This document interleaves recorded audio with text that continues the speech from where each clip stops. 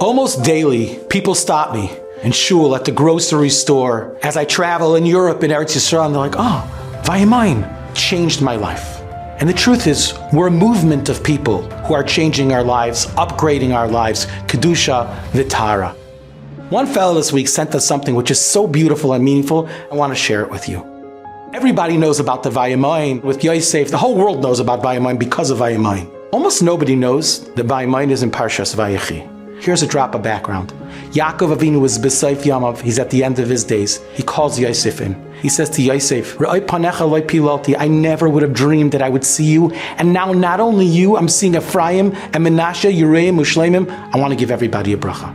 Yosef takes his two sons, Menashe the older one, he puts under Yaakov's right hand, Ephraim the younger one, under Yaakov's left hand. And we all know the famous gesture, Yaakov switches his hands.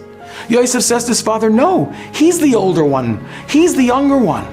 And then Yaakov says, Vayimain Yaakov. Yaakov refuses. And he says to Yosef, Yodati b'ni Yodati. I know. Why Vayimain? How does it fit into this story? So this member of the Vayimain family shared something magnificent. He said the Torah uses the word Vayimain whenever somebody does what's not the norm, what's not the expected. Vayimain Yaakov l'hisnachim. He refuses to be comforted. Everyone says to him, your own children say he's dead. So many years have passed. Focus on the Einiklach. Focus on the people that are alive. Vayimain Yaakov l'hisnachim.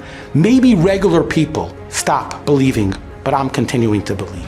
In this week's Parsha as well, maybe the regular and the norm is to put the right hand on the older one, the left hand on the younger one. Yaakov Avinu says, I am not doing the norm. Yodati b'ni Yodati. I know my son. I have a cheshbon. And then there's our Vayimayin, the Vayimayin of Yosef HaTzadik. He's away from his own mishpacha, sold by his own brothers. He could tell himself the normal thing periodically, one time, is to slip up. What happens in Mitzrayim stays in Mitzrayim. It's okay. I'm only human. Vayimayin. I am not going to do the norm. I'm going to rise above it. And at that moment, Yosef gets the title of Yosef HaTzadik, because a tzaddik is someone who doesn't do what everyone else does. He rises to a different level. Now here's the kicker.